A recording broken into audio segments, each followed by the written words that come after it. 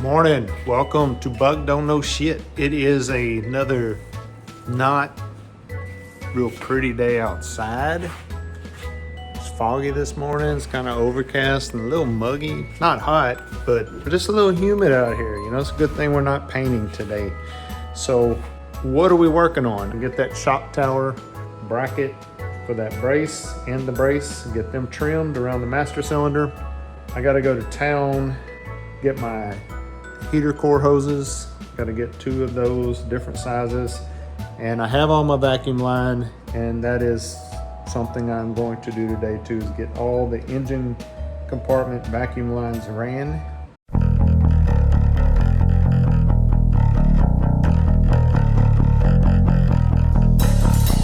Yeah, get all that buttoned up.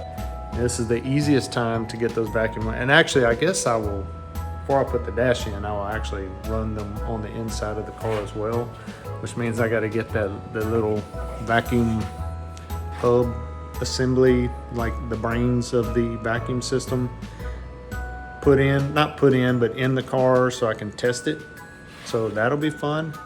Yeah, there's going to be some pretty good YouTube footage, I think, and some pretty fun stuff for me, and probably time consuming, and I'm sure things will break and not work, and I will be hating life at some point, but maybe not. Maybe it'll be fun. And the kids will be out of school soon, so Carly's job, she doesn't know this yet, but her job is going to be put the sound deadening inside here. Yeah, I think I'll start with that bracket. I'm going to time my trip to town around going to lunch so that I can have an excuse to go to Wiener Schnitzel. That is my favorite fast food restaurant, and I know hot dogs are not good for you, but I do love Wiener Schnitzel, and nobody else in my family likes it, so I make a trip to town. Napa is right by Wiener Schnitzel, so it just makes sense to go to Napa and get my hoses, stop at Wiener Schnitzel, eat my hot dogs, and then come back and work on the car. So that is my plan today. All right, so this is the first piece of this mount, and you can see like that over there, and it is just a little bit of interference. So basically I gotta I'm gonna get pretty close to this hole, cut just a little bit of notch right there. So I'm gonna mark this out, get my angle grinder, and start whittling on this a little bit. Probably just take a little at a time, take a few trips, but we'll get it. And of course this Joe Arnone's channel has done pretty much this, well, not pretty much, this exact thing, because I use the same master cylinder he did. I'll basically just have to notch this out the same. It'll probably be a little bigger notch, it's gonna have to go, around this corner here. Well, it's not a major accomplishment, but this is something I guess I can say that I am 100% done with the suspension now that I have this last shock tower buttoned up, got my cross members done. I did my little whittling project there, and I think it turned out pretty good, and everything is in place and fastened, and yeah, I'm happy. I think it turned out well. Coming together. I think I went and got my heater hoses. I think I'm gonna do that next, and then start tracing out vacuum lines. But in the meantime, I know this is empty right now, but I'm about to go grab that dash over there. Yeah, I mean, you can see where I repaired it before. Of course, I got mortar mix all over that side, so it needs to be at the very least cleaned up. But I am going to sand this back down, reapply some of this Bondo or filler, and yeah, see how we can make this thing look. Got some new cracks in it there. I think there's another one somewhere. Maybe it's just those 2. But gonna cut them out and fill that area in too. So yeah, I think that's what I'm gonna work on this afternoon. It's a good afternoon project. like I said, in between sanding and drying, letting things dry, I'll come in here and work on these hoses and vacuum lines. Just some updates. I'm refilling and about to sand. I think this is, yeah, it's ready to sand. This stuff dried really fast. You can see I was trying to fill down here and it was getting too dry to spread. Might have added a little too much activator to it. I'll use a little less next time. All right, welcome, Bug Don't Know Shit. It is another beautiful hair day in Texas. We're getting a little work done. I am getting the dash prepared. No, I'm not going white with it. That is a primer. Sandable filler primer, I guess. Put a little more Bondo on these cracks here. It's not the right way to repair this, but I mean, I think it looks pretty decent for considering, you know, it costs about 20 bucks to repair. So, I mean, this is what we're gonna roll with. And it will probably crack and separate in the sun. I know the vinyl and the foam and the Bondo is all gonna heat and shrink at different rates, and yeah, it'll crack again. But still will look better than it did before with the huge cracks. So, it is what it is. You know, we're not spending the thousands of dollars, $2,000, whatever, to get this dash fixed properly. Maybe one day, maybe, but that's not in the cards for this project. So what do we got working over here? I have to reroute some hoses. I put the wrong hose in the wrong spot. Basically, my flow in comes from the manifold and the flow in is the bottom hose. And they say they do that to keep the air pockets out of the heater core. It pushes all the air back out. And the top hose is supposed to return to the water pump. So I've got to undo the water pump. The problem I'm having is these originally had a Y piece that had a 3/4 inch that went to 5/8. The water pump is a 5/8 fitting, so I've got a reducer coming, basically go from 3/4 to 5/8. So that'll be correct. I'll just run 3/4 inch up close, splice it, and 5/8 the rest of the way. So, of course, that is the hardest hose clamp to get to, the one I'm gonna be taking off and putting back on, and yeah, so, but whatever, we'll get it. I got it on, surely I can get it off and back on one more time. So yeah, I'm gonna be messing with that. I'm gonna run my vacuum hoses. I gotta figure all that out today, but I am at the point, before I get the dash in, I need to get all of those run and tested and make sure everything's working inside the car, which I did test them individually, but I need to test the system best way I can. I did watch a Nick Pepe video, and one of these goes off to the brake transmission modulator, I think he was calling it. And I do remember a line running back towards the transmission that was not hooked up. I need to look at that modulator and see the importance of it, and I guess I need to hook it back up. I don't really know what it modulates something. So I do know that. So I don't know what a transmission modulator is, but we're going to find out. And when I find out, I will explain it to all of you. So yeah, there are little things when you're taking these cars apart, you do need to pay attention. And I do remember that line going back up, you know, under there. And I think part of it was hard line, and I may still have, no, that's old brake line right there. But it was something like that. Had some flex on it, some of it was hard line, and it ran up under the car. Yeah, I got a lot to learn, a lot to figure out today. I mean, all I can do is just start running hoses, right? So, okay, just an update on things. It's painted. It's not perfect. I mean, you can see kind of the waviness of where the Bondo went in a little bit, but it's plenty good. It's going to look fine in the car. And like I've said several times, doing this, it saves a bunch of money. And it looks better than it did, for sure.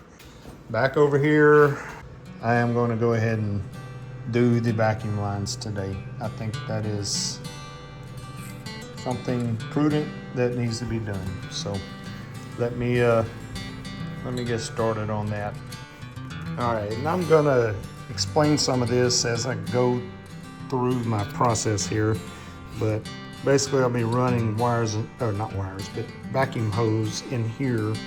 And I know I've got one coming from inside the car, the heater control valve. That's the small one, I believe it's 7/32. That little spool up there. And so that's one going through there. I know that I have this coming out of my vacuum canister.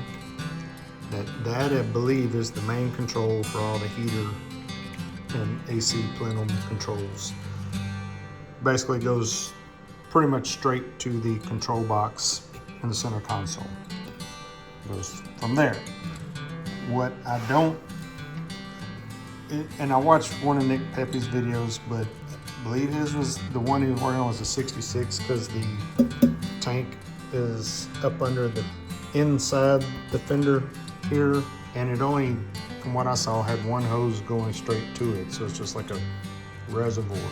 And from the diagrams I saw, it didn't have, that tank doesn't have a small outlet like this one does. So I'm thinking I'm gonna have 3 hoses, and the third hose would be teed off of this. I gotta put my check valve in place here, and then a T, and then I believe it's this middle-sized hose, which I believe is this. I believe it's the middle-sized hose, and it tees off and runs into the car, and that controls my, it basically goes to my neutral safety switch and emergency brake. And it also tees off and goes back to my rear vent controls, which is all this car has.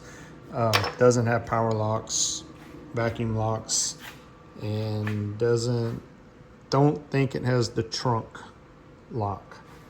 So, but anyway, I do got to run one vacuum line back there. There was one run in the car back. I believe it's like right in there. It plugs up and controls those vents in the back. Not that I'm going to use that, but we'll plug them up anyway. So the second port on the brake booster has a little rubber tit on it right now. That's the line that is supposed to go to the transmission modulator. All right, just updating. I am trying to figure out, I found the modulator on the transmission, and this is the old line that went to it, and I thought this looped in went to it. It would make sense that it did. I get under there, and there's already a hose on the modulator, short piece of rubber, a little longer than that. It's curled back towards the engine, which made me think that it just had a straight line going to it. But then I get in here and I'm like, well, where in the hell would this have gone? I'm assuming, well, I know, so I had this line here, labeled brake booster. So it come off the bottom vacuum line attachment there, and it had a T down here.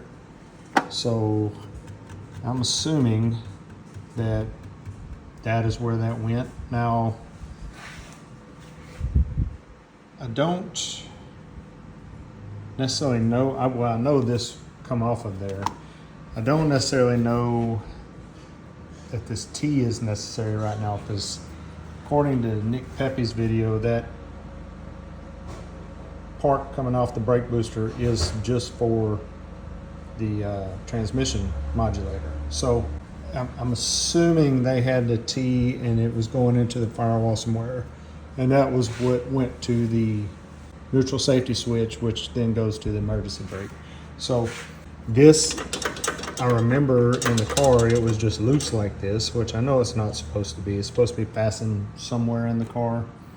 And I thought I saw a picture or a video, someone where it looked like This was under the car, and this was clipped on. Maybe there's a picture in my manual.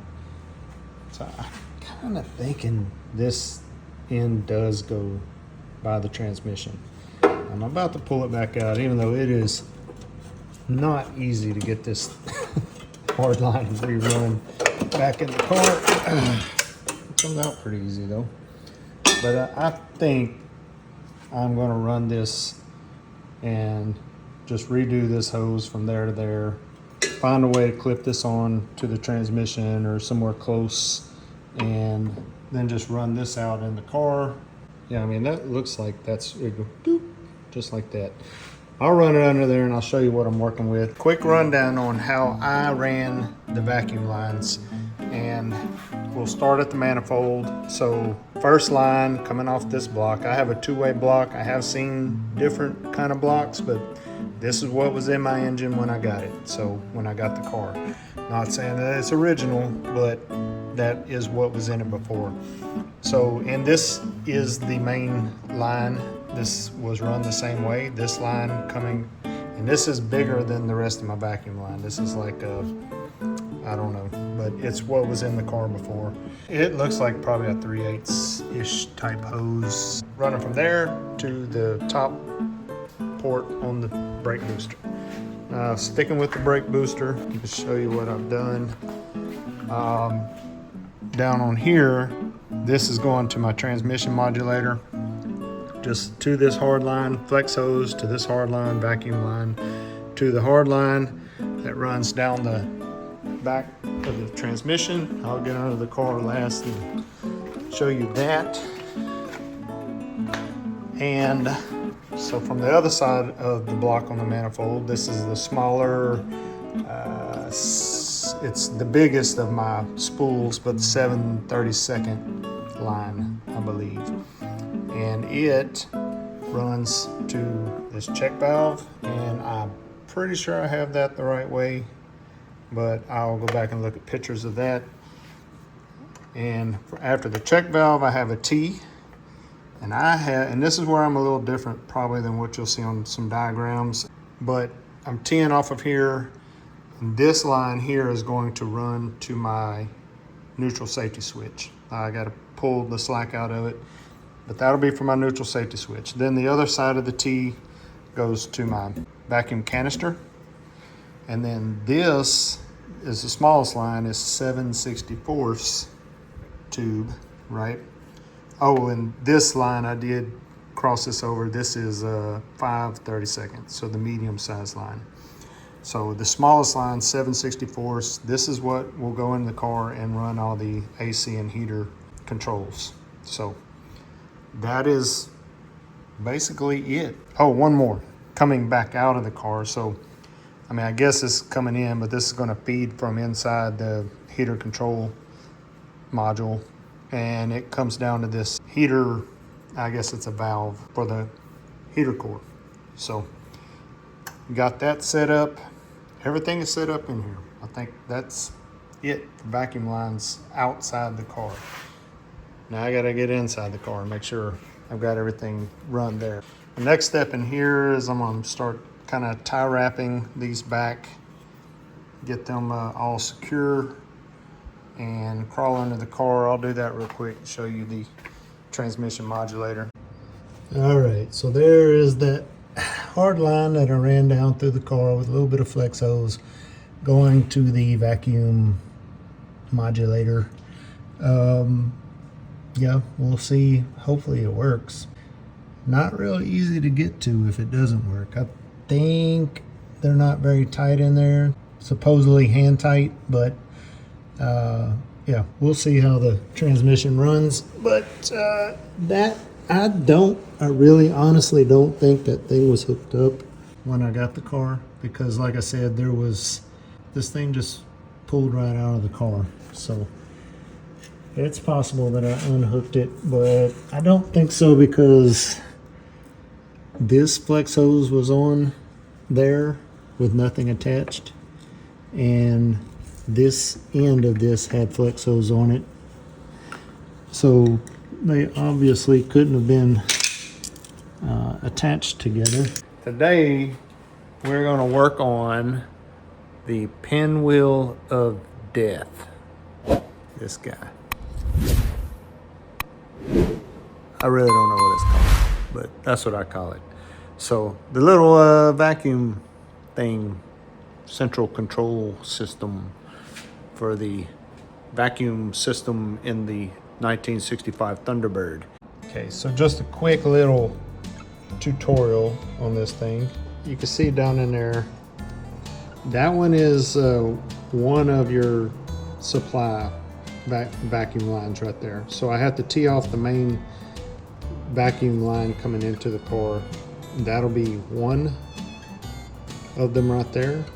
And then the other one, where I tee it off, will supply the actual controls to the black. So this one literally is, I think it's the temperature control. And it basically goes in here, goes in this valve that this lever controls here, on and off, I guess. And then the out part of it goes to, which this tube was already there, goes to the silver on the dial. So black is your main feed in, silver is part of the temperature control. Yet this is a big, I believe it's 7/32, and these are the 7/64 is a small line. The 5/32 was a little too small for that fitting there. So basically I had a reducer in my kit there, go from the big to the small, and I got a T. So going from that vacuum in to that vacuum in, and then this will tee off to my main supply right there. So that's pretty much it. Now I don't know when I get it in the car if I'll have to shorten these or not, like actually in the center console, but these are easy to take apart and cut and trim, and we will cross that bridge when we get all this put back together. And just to step you through, so I do have them I have them color coded, but I had to go a little creative with brown. Brown is orange, and the beige, which this is the way it was from the factory. The beige is the heater doors, and they're color coded green for some reason. Everything else matches, you know, red to red, blue to blue, just depending on what I had available. I either use tie wraps or tape. And that's just to make it easier down the road and make sure you plug the right one up in the right spot. Okay, so I have tinkered with this thing, and I think it actually works. It looks like it does anyway. I got my little Mighty Vac just to show you what I'm doing. Mighty Vac is hooked up to the main feed into this pinwheel. Got all my lines run, color coded, everything's set up. I will come in and kind of zip tie these a little better before I put the dash in, but they are run where they're supposed to be. Just need to make sure they're all secured good. Let me go through the motion. This is upside down right now, but that is your main, this one is your main heater control, and you can kind of see, so it's over in this position. So it's on recirculate, and then the next position is fresh, and this is with AC on, right? And then you have the off right there, and then the heat side, and it's just straight heat, and then it's heat and defrost, and then just straight defrost. So we will kind of go through those positions, and I'll show you what I can. So yeah, got the Mighty Vac hooked up. The first thing that should happen is this AC door, and the recirculating door should open. There it goes. You see the recirculating door opening also.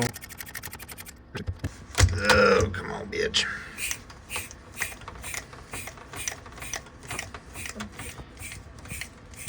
See my blower wheel in there.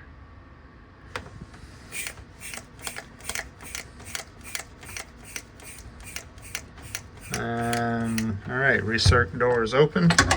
And then if I go to fresh air, the next one, see the recircuit door closes, AC vent stays open, then you go to off, and the AC vent does stay open in this position. And let's see, I still got, it will kind of bleed off a little pressure as you move positions. So sometimes you got to pump it back up a little, but I have found. But next step, it should go to heater. That box should close, and you can hear in there the other doors open for the heater vents. Can't really see them though.